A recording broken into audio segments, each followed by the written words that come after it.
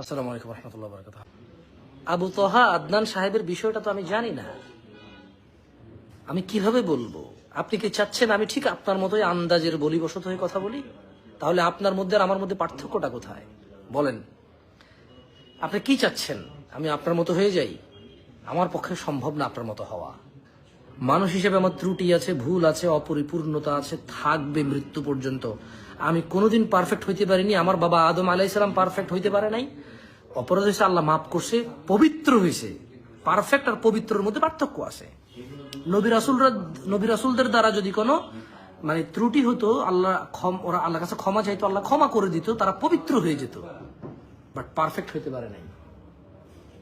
তো আবু তোহা আদনান সাহেবের ব্যাপারে আমি কি বলবো? আমি তো কিছু জানি না। ফেসবুকের পোস্টের উপরে ভিত্তি করে তো আমি কিছু বলতে পারি না।